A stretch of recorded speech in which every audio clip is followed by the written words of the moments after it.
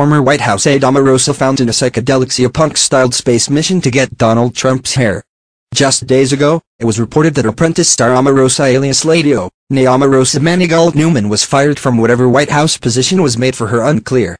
Technically Director of Communications for the Office of Public Liaison, but it's okay. Omarosa will take any gig. This 2006 video, submitted to Page 6, emerged from the crazed-artistic-you decide brains of tabloid editors Michael Todd, former In Touch Weekly photo director, Matt Copa, deputy editor at Star, and his brother Andrew Copa. Stripped of intentionally low-fee graphics, it's a tale about an elderly space woman who brainwashes Omarosa in her plot to steal a lock of Donald Trump's hair in order to conquer the universe. Omarosa does, and thoughts it. It's a Trump-eared or ringed antebellum gen except with way less story and way more Omarosa. It is titled Soul Sisters. She'll be back. And the video is down. For clarity, it was a combination of psychedelic green screen effects and this sequence of events. 1. A grandmotherly stereotype and a nightgown cackles that she must get the hair of the most powerful man in the universe, Trump. 2. This woman beams Omarosa, in vinyl spacesuit say grave La Barbarella, up into a vaginal Enterprise-inspired spaceship and feeds her a piece of poisoned cake which brainwashes her to clip a piece of Donald Trump's hair. 3. Omarosa clips a piece of his hair and delivers it back to the ship.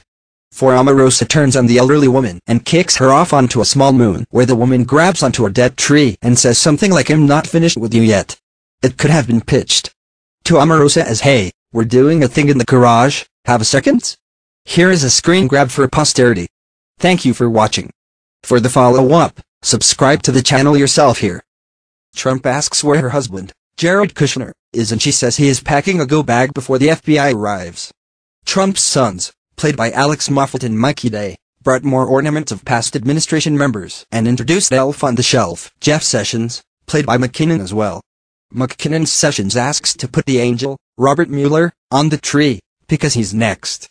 Omarosa Manigault Newman, played by Leslie Jones, tried to get the family's attention by playing the Apprentice theme song on a boombox in the window. The real Manigault Newman was fired from the administration Wednesday, December 13th. Weekend Update kicked off with the special election in Alabama for a U.S. Senate seat. Congratulations to the new senator of Alabama, not Roy Moore, said co-host Colin Jost.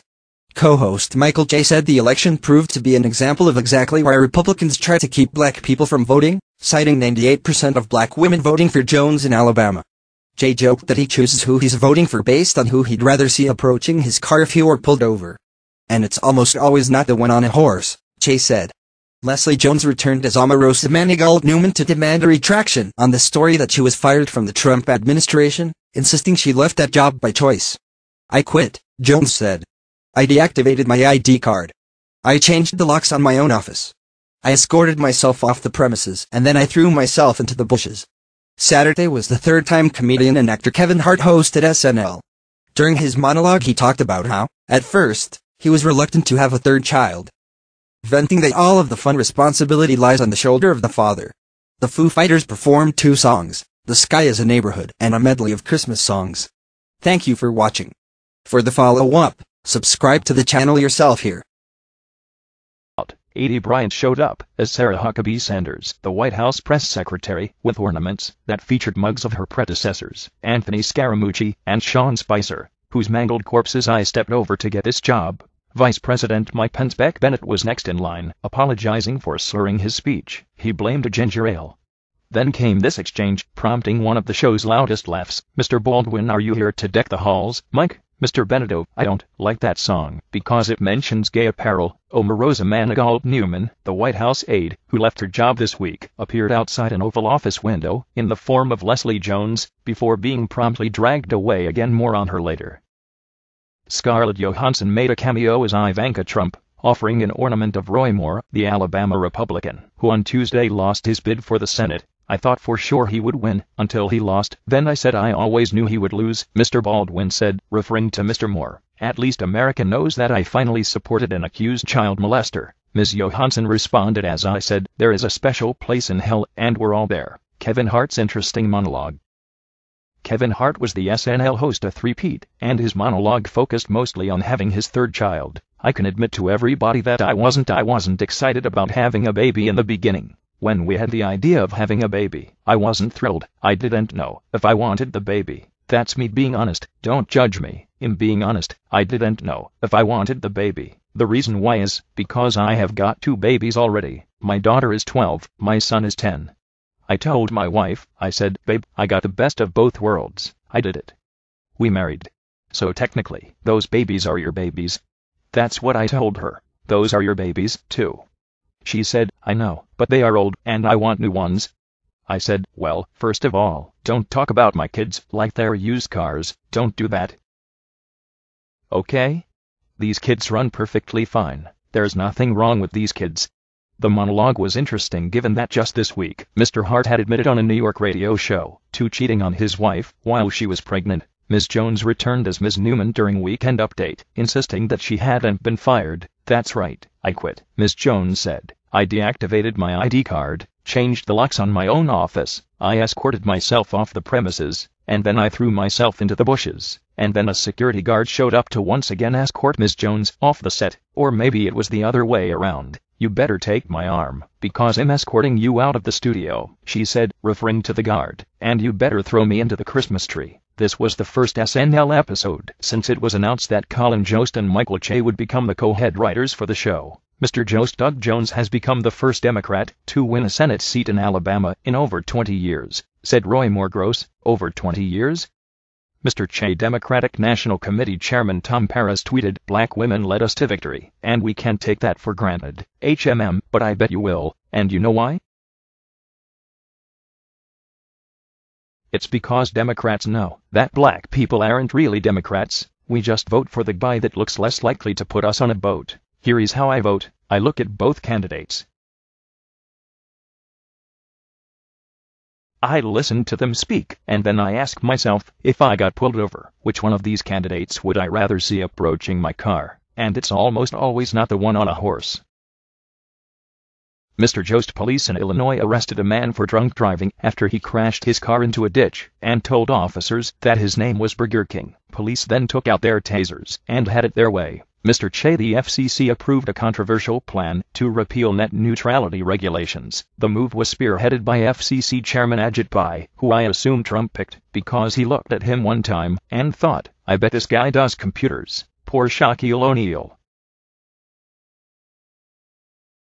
This week, SNL took on the popular TNT basketball studio crew, featuring Charles Barkley, Kenan Thompson, Kenny Smith, Chris Redd, Ernie Johnson, Alex Moffat, and Mr. O'Neill being played by Mr. Hart. And while there were some digs at Mr. Barkley, the real butt of the sketch was Mr. O'Neill. At one point, Mr. Hart wished those of the Jewish faith a happy Hanukkah. Much of the sketch was non sequiturs from the O'Neill character, which, if you've ever watched NBA games on TNT, isn't too far off. Here is a smattering. Shaq can't ride no horse, feet don't touch the ground. But you can't beat a dead horse, because dead horses tell no tales, because they're horses who lost their tails. Yeah, well, let me tell you something. Every dog has his day, but it's nighttime, no time for dogs. Dogs don't sleep. So, it's cat time. Cats come out at night, freaks come out at night. Shaq a freak. At one point, Mr. Thompson responded, Shaq, it's like a whole bunch of words got jumbled up in your brain, and the fire marshal said, everybody out. And then there was the physical comedy, when Mr. Hart emerged from behind the studio desk on stilts to convey Mr. O'Neill's height. Kudos to Mr. Hart here. His portrayal of Mr. O'Neill wasn't spot on by any stretch, but it was funny. It was surely a writer's dream, in which a bunch of random words could be thrown at a performer with a guarantee they would get laughs. Office phone call revolved around Mr. Hart, who, instead of just excusing himself and going to the restroom during meetings, concocts elaborate phone calls to leave. This was a great example of the surrounding cast somehow managing to not break character during a sketch. That plays to Mr. Hart's strength being absurd. Tonight, we raise our glasses to those who have to play it straight in sketches. Thank you for watching. For the follow-up, subscribe to the channel yourself here. مهدی عسکری تنظیم میثم اکبری